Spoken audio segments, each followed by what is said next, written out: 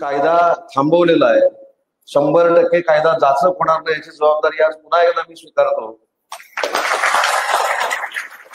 पण याच्या पुढे तरी माननीय शेखर सरांच्या आड कोणी येऊ नये ही माझी हात जोडून आपल्याला. कारण बघा, राजकारणामध्ये आपण सगळे पेपर वाचला, सगळ्या नेत्यांची भाषणं ऐकली. ते असं म्हणत होते की राजापूरला किरण भैया सामंत पडणार आहेत, रत्नागिरीला उदय सामंतचा अस्त झालेला आहे, शेखर निकम सर घरी जाणार आहेत, योगेश कदम अजून कुठेतरी जाणार आहेत.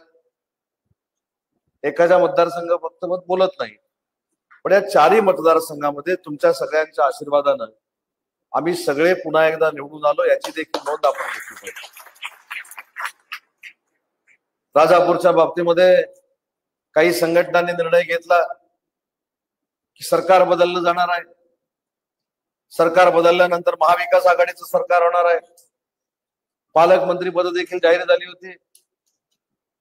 शेखर सर, पालकमंत्री सुद्धा जाहीर झाले होते महाविकास आघाडीचे. काही लोक तर रिझल्टच्या आदल्या दिवशी कोट जो घातलेला होता ते कोट घालूनच झोपले होते की दुसऱ्या दिवशी आता मला मंत्रिपदाची शपथ घ्यायची. पण जसे तुमच्यात काही राज्यकर्ते आहेत, तुमच्यात काही राजकारण करणारे आहेत, तसे आम्ही देखील राजकारण करणारे आहोत. त्याच्यामुळे कुठच्या वेळेला कोणाला घरी पाठवायचं याचं ज्ञान मला आणि शेखर सरांना आणि किरण भैयांना अतिशय चांगल्या पद्धतीने आहे.